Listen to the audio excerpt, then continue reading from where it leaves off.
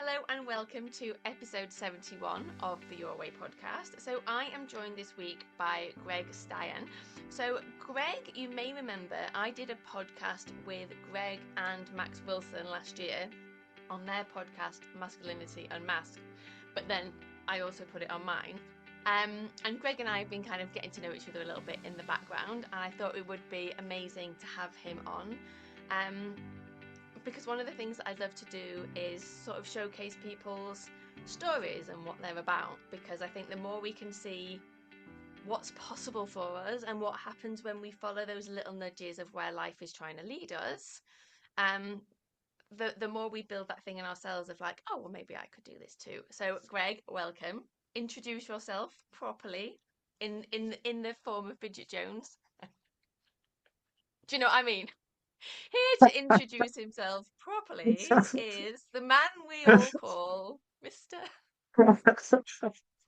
Louise, thank you so much. Yeah, my name's Greg Styan. I co-founder of the Coach Trap.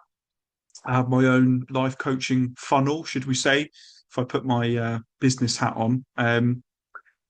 I come into this space out of pure inspiration. I'd say years ago, I didn't even know this space existed, right? And we spoke about this a little bit before we come on, that this coaching space, however you want to coin it, is developing, isn't it? It's changing at a rate which I've never seen before. But what really drew me to you and your message is I love the witch aspect. I love that. I'd love to know a lot more about that. That's just the inquisitive side of me that wants to know all Yeah, about that sort of stuff. But yeah, happy to chat about anything and let this conversation go as wild as you want. amazing. So I will allow myself to be interrogated as I also interrogate you. It can be like a two-way interrogation. Interview. Um, so what I'd love you to, so I know because you've told me a bit that you sort of actually in the past you've done work as a teacher.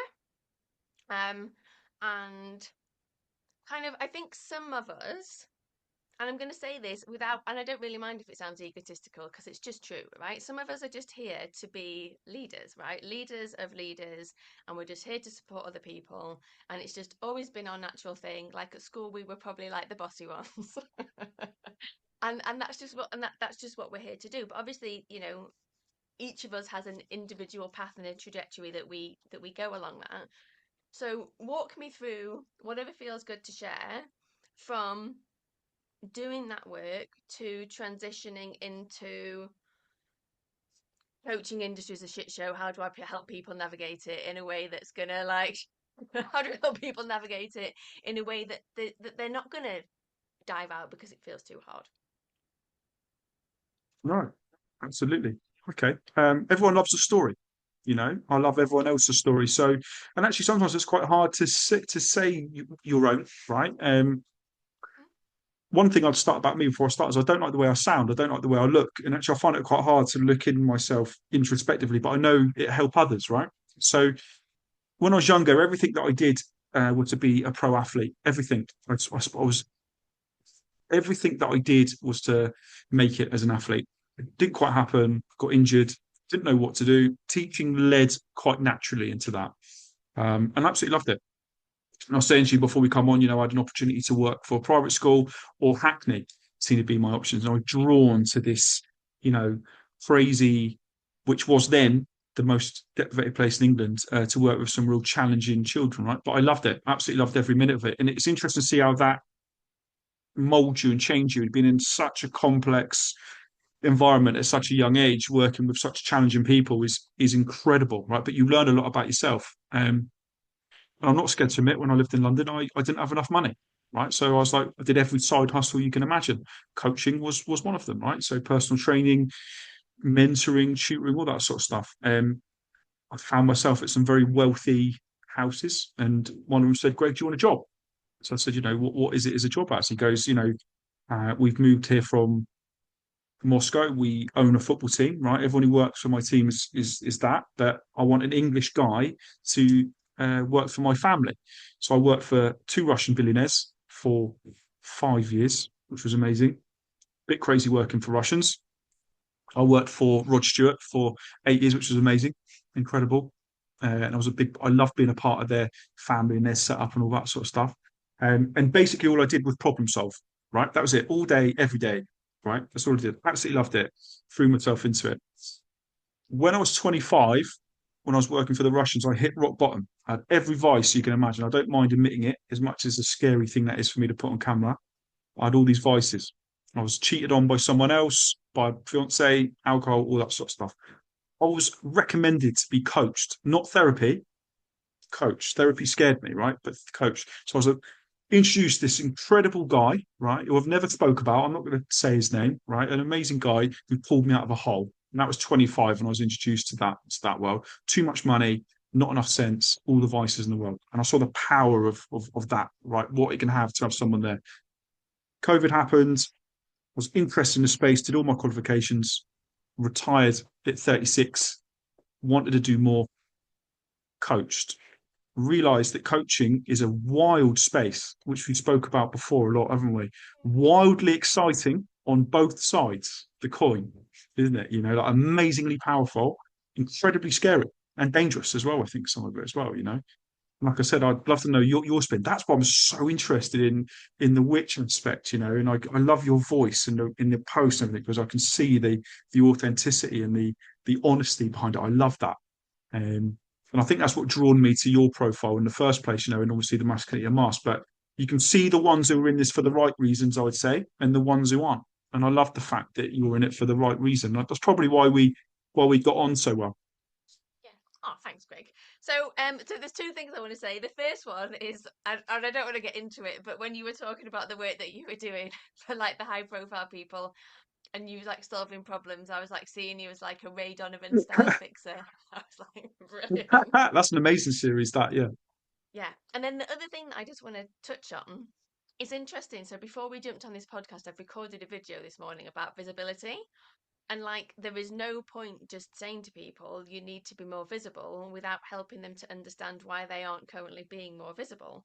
But you've just alluded to stuff that a lot of us will have challenges with. You're like, I don't particularly like Mm. my voice. I don't particularly like how I am on camera, but there's a something in me that means that I do it anyway.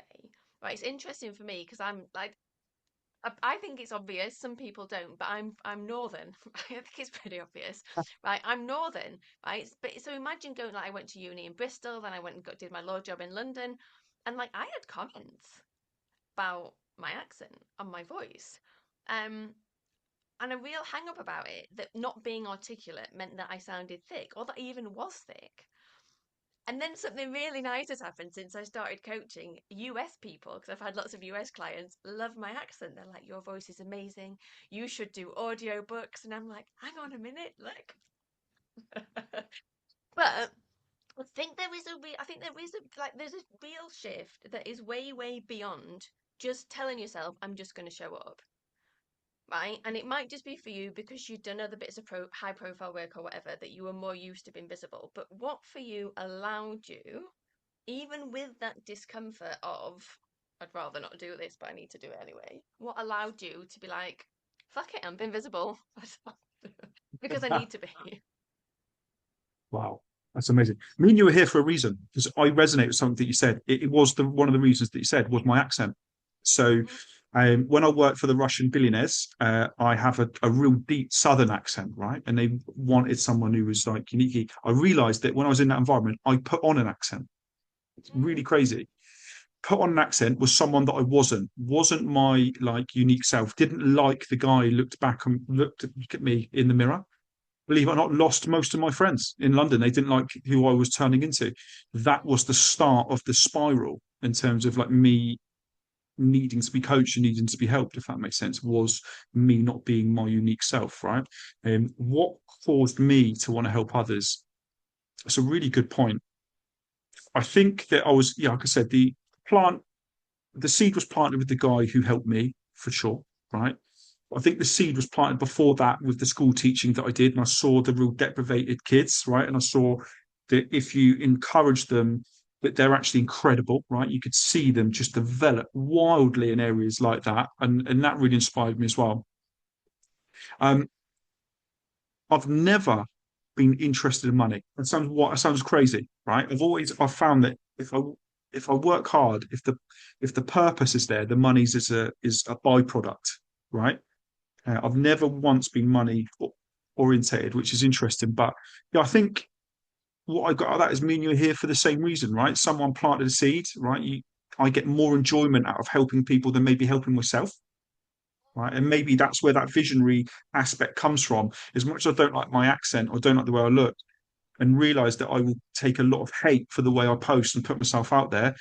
If I can help one person, one coach, if I can help one life coaching client, whatever it is, change their lives, then I'm happy. Even if that means, you know, I was going to swear then, annoying 80 other I people swore a for minute the ago. benefit of You one. can swear. Pissing off the, you know, pissing off the 80% to appeal to 20%, I'm prepared to do it. If that makes any sense at all. But yeah, Yeah. I think, yeah, being inspired from the same place, maybe. But it's interesting though because I remember when I started talking about the witch stuff, right, and really been quite fearful of I'm going to burn my business down. Like, what are people going to think? Like, it was one thing, like, talking about burnout, fine, safe, right? We can all talk about Mm, burnout. Then I did all of my own work around like childhood trauma and the nervous system. That was a bit more edgy, talking about the fact that we might have trauma because no one likes that word. But then to come out and be like, the spiritual stuff, um, there was this real fear. But what's interesting is, and look, I'm sure people have got something to say about it behind my back, but I don't really ever get hate or negative comments on my social media, apart from when I posted an AI image promoting my dream class recently and got told I was some AI scummy scum. um, but do you get a lot of hate on your posts? Like, is it like you yeah, think you're going to, or you do? no, I do. I'm quite happy to talk about it as well. I'm very vocally anti-guru for sure. Yeah. So if you look at the America, so I spoke to someone a few weeks ago. So one of the real inspirations behind me starting the coach trap was this: is when we were talking about ICF or doing our qualification, pretty much everyone that I did the qualification with uh, quit coaching within a year. Pretty much everyone. Only one or two succeeded. That was the first seed that was planted. Alongside that, alongside me trying to grow my own business, I heard stories and met people. Someone who spent £8,000 on someone to grow their business and was ghosted. Guy just vanished.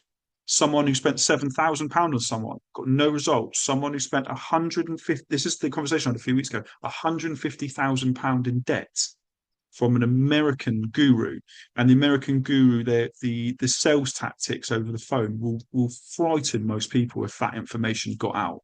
So I am quite vocal about some of these types, and the fact is, what they are doing, it just goes against every grain of integrity that I've got. The idea of just sucking the blood out of people, buying into the vulnerability aspect, and all that. So I absolutely hate that. So I do get a lot of hate. I do get a lot of guru hate, and I'm quite happy to say that I tell a lot of them to piss off, and to say, look, I'm what they are. I'm the opposite. You'll never see me advertise a price. You'll never see me do this sort of stuff. My community's free, all that sort of stuff, because I generally want to help people. So if anyone has a one size framework, they want to put someone £150,000 in debt, I have a natural drive to want to go after these people or to challenge them. I can't quite describe that. And again, that probably leads into that conversation that we had earlier. The idea of the light and the dark. Yeah, You know, it's interesting as you're saying that though. So I can't think I can't think what his exact thing is, but Nat, him upstairs, the husband, my office is downstairs, his is upstairs, and I can hear him moving around. Um, he has a real justice thing. Like when you first start doing this work and you're like, what are my skills and values? Right? So I know for myself, like when I do it, you know, kindness, fairness, justice, like they all come out quite high. And that's kind of why I do the work that I do in the way that I do it. But Nat's big on like justice, and I wonder if it's the same thing for you as well. Of like people are being lied to, manipulated, Mm. and all the rest of it. But even from that place, it's just still interesting to me because I read your stuff and I'm like, yeah, this is great. This needs to be said. It's just curious to me that people want to come and argue with you about it. But I suppose people just love a good fight on social media, don't they? Well, again, I wrote some newsletters about exposing scams. So everything I post is documentation. Nothing I write is made up. So I journal every day, and the journaling becomes my post, right? So if I hear a story from someone who's been, £150,000 in debt with a guru, I'll write about it. That's my next newsletter, which is I'm writing behind the scenes and getting it checked by my lawyer and all that sort of stuff. I come out and wrote about a vanity scam from a book company. I wrote another one about Instagram likes, about buying someone to grow your YouTube channel through farming, about being in farming groups for LinkedIn, all of this sort of stuff. I'm inspired by it, right? That's what gets me hate. But I don't care if they hate me, if it allows one other coach to make it, if it allows a sobriety coach to go and sign 10 clients and change 10 people's lives, I'm all for that if that means that that person hates me. And that's a weird thing. So that leads right into that justice thing. I'm happy for them to hate me if that guy succeeds. Even if that means I'm the one who faces it. It's interesting. And I don't know why. I don't know why that inspires me, but it does. Yeah, but it isn't. But it is incredible. I think it's important to talk to this a little bit because for some people listening, that idea of people not liking you, it's what holds people back. Right? People don't say what they really think because of this fear of a negative response. Whereas actually, a lot of the time, when you are a bit of a revolutionary, when you have got something important to say, but when you're here to disrupt and change the narrative, like you said, it doesn't necessarily have to be 80-20, but not everyone's agreeing. Not everyone's agreeing. You know, it's fascinating to me because you're like, oh, integrity, and I love the fact that you practice what you preach, and I really want to know more about the witch, right?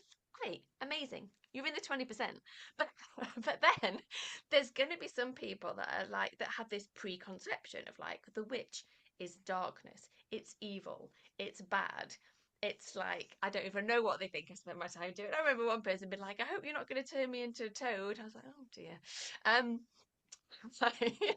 right, and it's the same thing for me, but there was that part of me that's like, so I do a lot of work with people around their visibility and how they feel about themselves, and it's like, well, how can I stand in integrity in my work and hide this part of myself?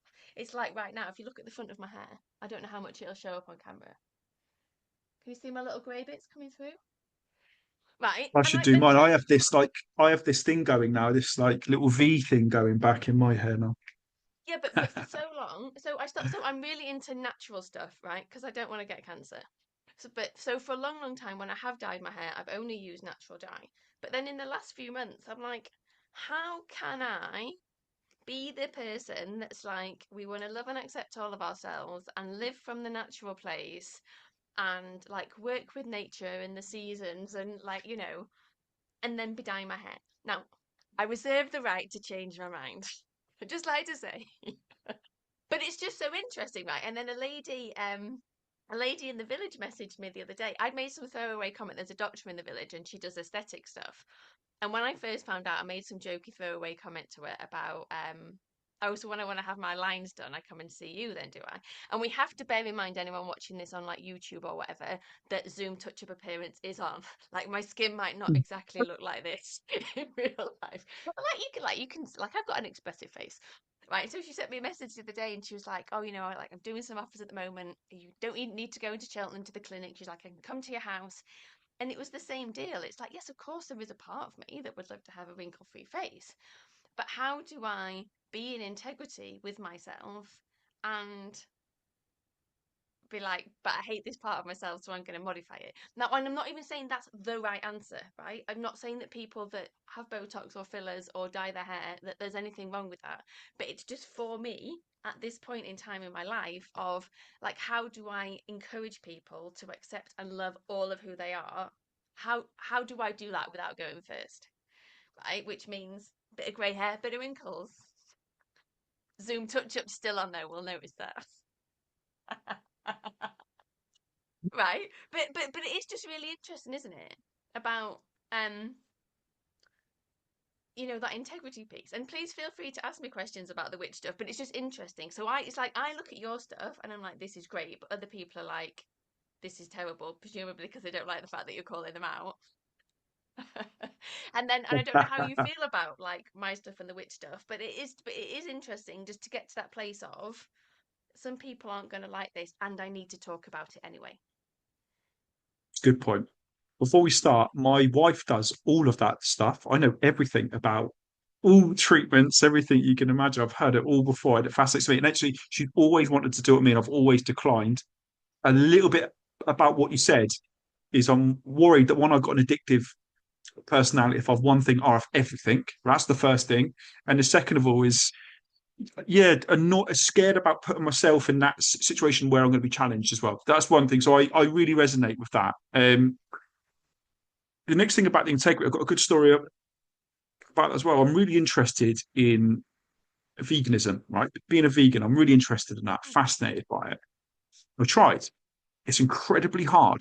And also, it's incredibly hard because everything around you, even the clothes you wear, to anything that you drink, even alcohol, for example, it's literally impossible to do it day to day, every day, 24/7. Even in the bed that you sleep, it's impossible. So that leads into that even if you have this thing, it's incredibly hard to do it. But I think you can try, if it makes sense. That you, if that, as long as you try and you have that person that looks back at you, who's happy in the mirror, look, I've done my best. I think that's good enough in terms of like the integrity and the veganism and all that stuff. You can't do it perfectly all the time, all right? As much as we try with the looks, with the diet, whatever it might be. But going back to the hate, yes, it's interesting. So again, it brings me back to that conversation that we had before, right? Is something me and you are both here having this conversation. We've been inspired by something in life, right? Even when we were younger to every day. So I'm inspired by the people who I want to help the people who've struggled, right? I want to help the people who've been ripped off. I want to do that. I can't help it. I was like that as a teacher, right? So, and again, that's what intrigues me about the witch aspect, right? Is it's the smallest viable option. It's not a big option. It's not a big Tony Robbins style proceed, where it goes so far. It's a tiny, small option. I love that because that's also comes something from deep within you, isn't it? Something inspired you to get there. And I think that's what inspires me about it, is even if like, it might, friends might not like it or whatever. I think that's amazing. I think that, and again, like, isn't that what a role model should be? Isn't a leader's not someone who bosses around and gives instructions, someone who leads by example, right? So that's what I like about that sort of stuff. And that's what intrigues me about all your work as well. But again, because I can talk about this all day, but with the spiritual stuff, I mean, I'd love to know a little bit more about it. Terrifies me and fascinates me all at the same time, like tarot or all of that sort of stuff. You know, and I imagine that's what most people look at it as, actually intrigued but scared. You know. Yeah, and yeah, so let me talk about that. But I want to go back to veganism because it was at some point last year. So the thing is, when you do start to do more spiritual spaces and stuff, you start noticing that everyone around you is a vegetarian, right? Or they're Mm. a vegan. So it was something that was kind of curious to me a few years ago at a retreat, and I was like, what is this all about? Um, and there's lots of different reasons, which I might not go into on this podcast, but there's lots of different reasons why people choose to not have meat. But so I was doing at this thing last year. So I love working with the Chinese I Ching. Right, the Chinese I Ching is like this ancient oracle text. So people who are really into things like human design and gene keys now, that's like a modern rip-off version, partly based on the Chinese I Ching. Now, but you can use the I Ching as an oracle. You can ask the I Ching questions. You like throw particular sticks or coins or whatever to build up your own hexagram. So one of the things that I did last year was ask this question of like, well, what would be the outcome if I stopped eating meat and fish? Right. Now, and then the way you do the I Ching also is it's if certain numbers come up, it gives you an Mm. indication that the lines change. So you actually might end up having two hexagrams to look at for the guidance. So the first one that I got, like sometimes you just can't make this shit up. I love the I Ching. I'm gonna do a workshop on it at some point. But the first, and there's 64 hexagrams, right? So of all the 64 hexagrams that I could have got when I threw my coin 6 times, I got nourishment, corners of the mouth. And it was all talking about how we should feed ourselves and basically how we nourish ourselves. And I was like, okay, well, that's pretty interesting guidance Mm. that maybe my question of like what would be the outcome if I stopped eating meat or fish would be a positive. Okay. But then I had it changing. Then I had the hexagram because there were changing lines in it. And the next hexagram was decreasing, right? And so then there's this very clear guidance of like, yes, the outcome would be good. Actually, it's not like go cold turkey. It's like maybe over time at some point you'll get to a place where you're not eating meat or fish. But just for now, it's just like, can you eat less meat and fish? Like, can you just like decrease it? Um, so yeah, it's very interesting, isn't it? But also, it's like, I Veganism is, yeah. remember one week we went to Brighton years ago, years and years ago, and I decided I was going to be vegetarian for a week. And I was like, Brighton's a great place to do it, surely. Right, we've gone to Brighton for holiday. After like the third day of goat cheese pizza, I was like, this is not healthy. This is not how I want to be eating. Um, I mean, obviously, there's loads of options, and where you are at the moment, there's loads of options. Like, I loved it when I was in Bali, the vegetarian food, but the Mm. vegan food is great because they've got all the tempeh and the tofu and yum yum. Yeah. We could talk about this all day, right? So I was inspired by veganism by a documentary. Like I think, like most people, I watched this. It was called What the Health or something, right? And actually, for me, it was all about the cruelty to animals that I didn't like, which again leads into the fact I don't like people being ripped off. It's the same thing that it triggered in my mind, right? That I didn't like it, so I was inspired to do it. I realize it's incredibly difficult to do. Like I said, the clothes is one thing, right? And if you can't, it's okay. You have to be 100% into it. So then flexitarianism was a bit more of an option, right? Where you try to cut back on meat. Now I've got a good story. When I was in England, I weighed 16 stone. I wouldn't say I was particularly overweight. I was just a big guy, right? 16 stone. My diet hasn't changed too much at all. My exercise regime is exactly the same. I'm 13 stone at the moment. Wow. 13 stone. Now I think that is also going into the amount of stuff that they put into the food in England, anything, which also brings me back to that thing about what we are talking about before we come on about algorithms and being lied to in feeds and all that sort of stuff. There's so much that feeds people in terms, I said about, I mean, honestly, I can't make this up. It's like I've not changed a lot at all in terms of my eating habits or what I eat. I'll probably do a little bit more steps, maybe 1,000 more steps, right, a day.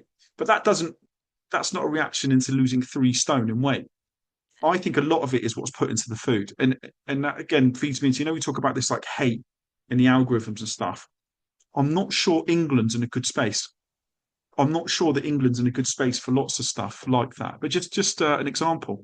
What's your thoughts on that? In that Yeah, sort of and space with it. yeah, and if we're going to go down that thing, it's like, okay, is the sun out? The sun's a bit out today, but it's rained. It's been cloudy for so long, and it's Mm, like, what are they putting in the clouds? Are they all natural clouds? What is it that we're actually ingesting? Whether it's in the food, whether it's in our air, whether it's in all the different bits. I remember listening to some woman on YouTube. So we've lived here almost 5 years now. So we're in the Cotswolds. It's lovely. We escaped to the country.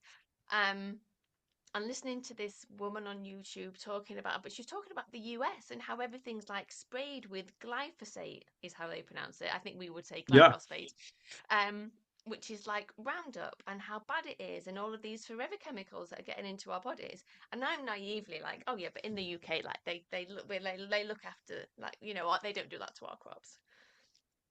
And then I realised they do that to our crops. And I was like, I escaped London thinking I was going to get a better quality of air. Now am I just surrounded by like poisonous crops? Do you know what I mean? And it's like, Absolutely. but it's just so fascinating to notice. Like every now and again, when they've got the things out, I think the big regenerative farm around here uses, well, the bag suggests that it's organic material, but But it is wild. It is wild. But, and I think this is one of those things because it's really easy to get into fear. You know, I had a client last year who was diagnosed with breast cancer, and she came to one of the calls and she was like, I know you've looked at this stuff before. She was like, but she went, I just went to the supermarket and I just want to cry. She was like, because everything terrifies me. Right. So I Mm. think we don't want to go down to that place of like, I can't eat. What can I do? There's nothing I can do. And it's also terrifying. Um, my approach, which has been like, you know, uh, influenced, I was like, what's the word? Influenced by working with a traditional Chinese medicine herbalist therapist for years and years and years, is actually we just do as much as we can without it taking over our lives to detox our bodies. To Yeah, keep our so that our bodies can just work with what's out there because there's no way you can go. You know, I went to Lanzarote a couple of weeks ago and it's like the water looks lovely and clear, but it's like, well, what's really in the water? But then do I want to be in a swimming pool that's full of chlorine? yeah, it's interesting. It just brings me back to that chat we had before about England is algorithms, right? You know, we talked about the difference between light and dark, and I feel like the dark's getting fed a lot more information at the moment, right? I know that kind of put that in the spin with the losing 3 stone in weight and what's put into the food, but it doesn't seem to be happening here in Southeast Asia. You know, like the hate in the speech and they're the happiest people you'll ever meet. So when I was in Bali, when I was in Thailand, when I was here, the local people are the happiest people, and they have nothing. They have, you know, you can't imagine the disparity between what they've got and someone in London's got. They have nothing, and they're the happiest people I've ever met. So why is it that in England at the moment, I know the food's one aspect that we talked about, but why is it that everyone's so unhappy? The weather, I saw in Aberdeen, it rained for 45 days straight, right? So it's a record, right? It's never happened before. But there's a Yeah, lot going on. And I feel the hate, the dark's getting a lot more feed, it's getting fed a lot more. And that's why the algorithms, and that's why, you know, my X feed, for example, is flooded with this stuff. And imagine the impact that that puts on a normal person, you know, yeah, this daily absolutely. darkness, you know, and Yeah, it's hard to but break out of it. yeah, but we talked about this before as well because it's like that's not my experience because my algorithm is feeding me other stuff, right? And so then it's also about like, can we be intentional? And also, I live in like a part of England where that isn't the experience, right? So then it's Mm, also about can we be intentional about what we are consuming and noticing the impact that it's having on us? Like, I had to take a bit of time on Friday to like I was just very aware of it. I've been reading too many posts on Facebook with people sharing stuff in the Epstein files. Like we talked about this before we press record. This is stuff that we've been aware of for years and years and years, right? There's a reason some of us woke up early so that we could hold people. Still didn't mean that having it like fully confirmed wasn't confronting and that there wasn't some grieving there for me to do about the way people get treated. Um, but then, and actually, personally, I want to see that stuff and I want to feel it. But I think there is also a thing of like, can we be a bit more intentional about what we're consuming and what we're experiencing? Because the flip side is, so when I was in Bali and I didn't see any of it, but there were a ton of protests against government corruption. The same's been going on in the Philippines, right? And I completely agree. The people of Southeast Asia are incredible, but it's not all like rainbows and daisies there and all a shit show over here. So I think it's also like just to bring a bit of balance in. I think it's also about like how do we also be intentional about what we're looking at and what we're seeing? Because especially for you, Greg, if like part of your work, which it is like how do I bring people more into the light? It's also about, and then how do I also surround myself with more light? We need to see the darkness because we need to see what needs to be alchemized.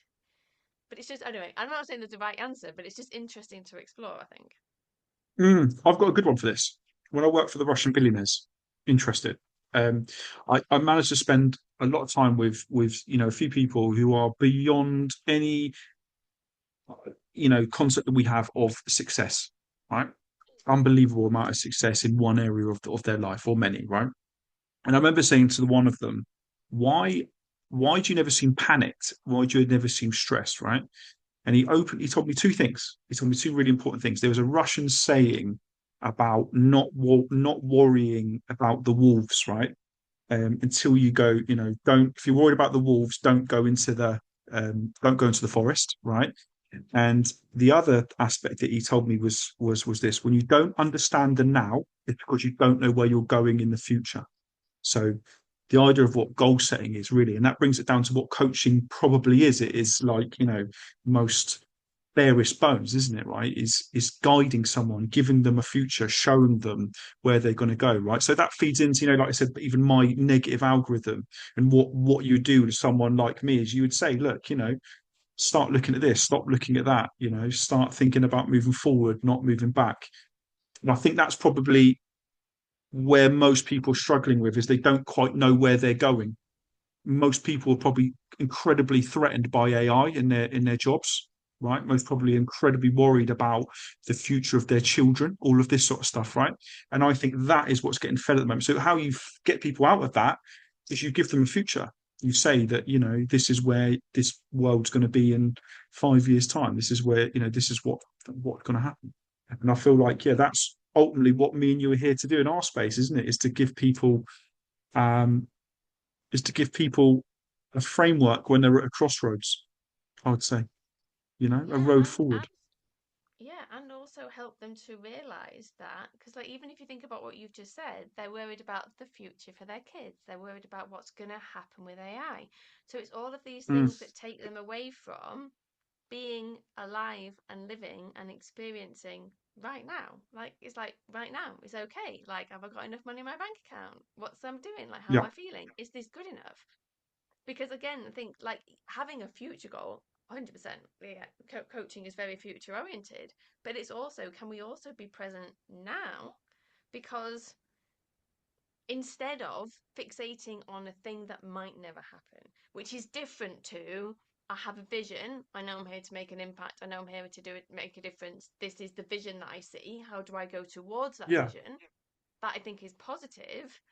But they're like, how's it going to be for this? And what's this going to look like? Am I going to run out of money? Blah, blah, blah, blah, right?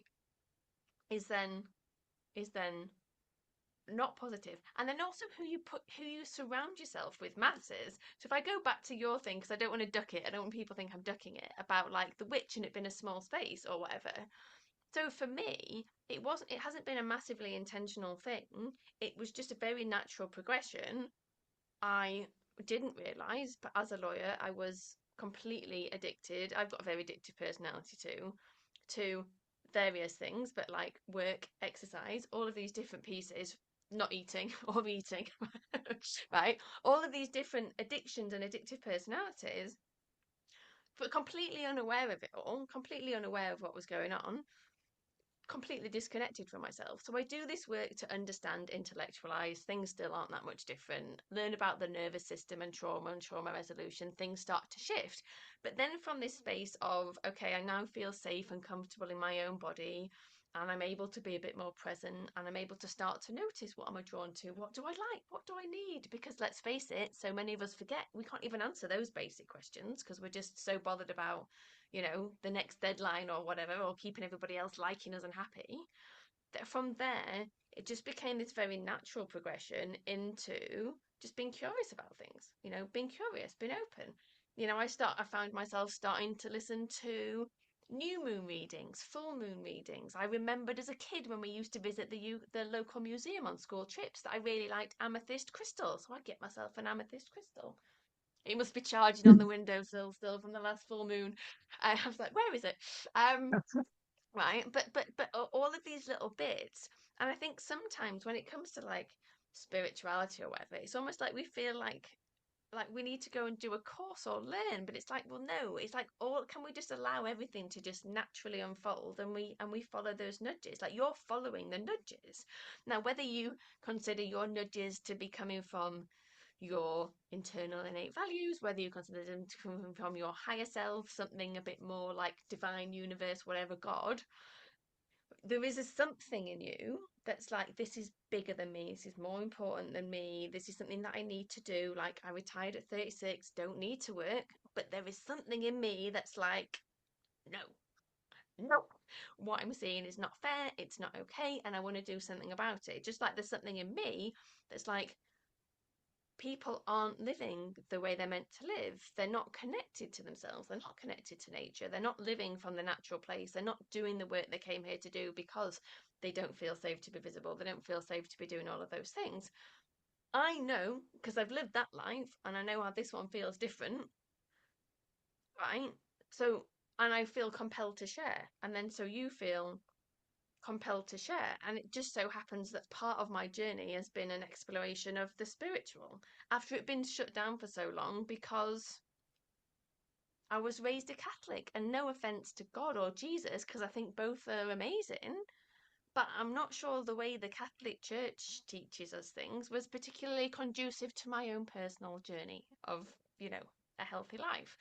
Um, so it's just so for me it's just interesting. It's just been this natural progression. And the last thing that I want to say, because I'm conscious of time, is what's been incredible. Yes, on the one hand, like it's small. You're right. Like speaking to this stuff is small. Where I had bigger groups of people that were there more for burnout or nervous system or taking care of themselves, the more I bring the spirituality in, like those people fall away. But then the people that come in, we just have really cool conversations and it's so much more fun. It's so much more fun because they're now spaces where people can come and they can talk about the fact that they see things or they see spirits or are we all aliens or are we star seeds or what's going on, and you can have these conversations. None of us have got the answer, right? Because none of us know. When it comes to spiritual stuff, none of us know. You can have all the theories you want, we don't know. But can you have a space where you can explore this stuff without being judged at the same time as doing the other bits? Don't know. Just I enjoy it, so it's what I do. Love that. I've got a good point about that, which you'll like, right? Yeah. And probably a good place to finish. I had a really good chat with a client last week who's terrified about AI, right?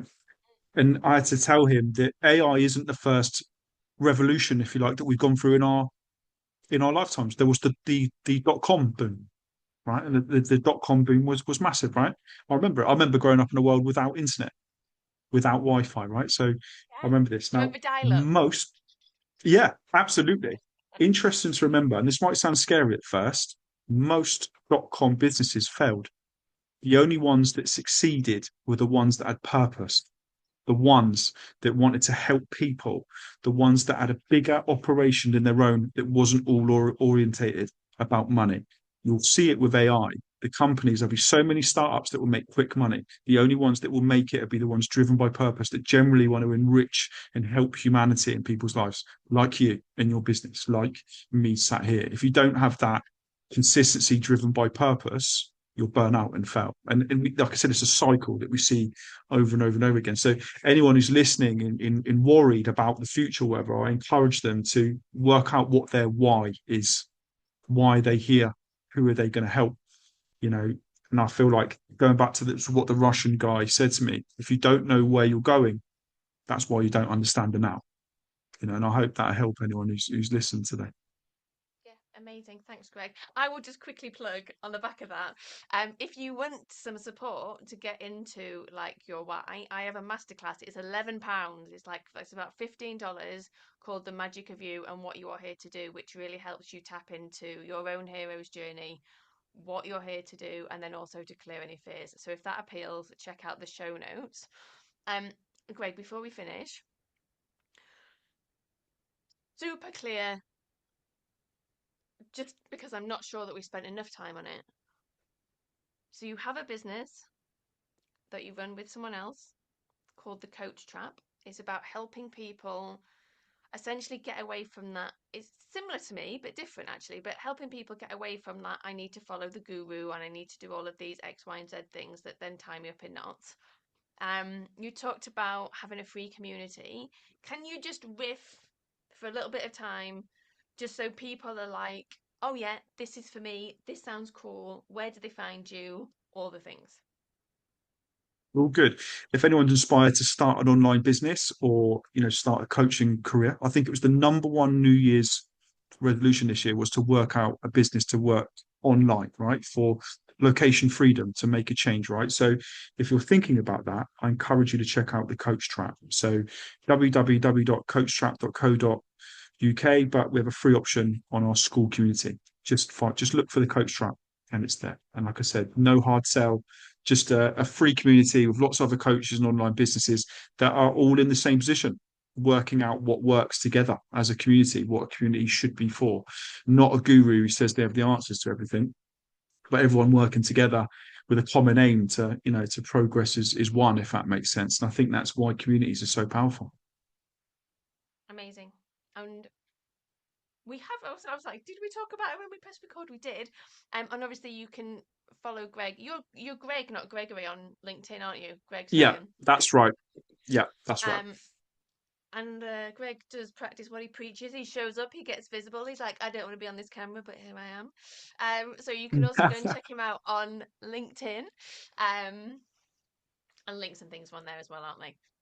Thank you so much for coming on. Is there anything that you haven't shared that you wished you had shared? This is my catch-all question No, at the end. Anything you wish I'd asked? Anything I forgot? if you're nervous like me on getting on the camera, practice makes perfect. Do what makes you scare you, and you'll get even better. That would probably be the last thing that I would share. As much as this terrifies me, I know the more I do it, the better I'll get. And Amazing. thank you for having me on. It's been an absolute pleasure. It has been an absolute pleasure. Thank you for being on. Are you Vietnam at the moment? Yeah, in Da Nang. It's amazing here as well. Absolutely incredible. Absolutely incredible. Nice. So I think, is it 6 p.m. there now? 5 p.m. 5 p.m. Good time for a 5 p.m. beach walk. Nice. Well, yes. So it's 10 a.m. here, and it's time for dog walk. Nat took her out to go to the toilet first thing. So I'll be changing into hoodie, hoodie, and taking her out for a bit in a minute. Um. Okay. Amazing. Come and hope you enjoyed the episode. If you did, come and let us know. Go and follow Greg, and I will see you next time. Thanks, Greg. Lovely. Thanks very much for having me.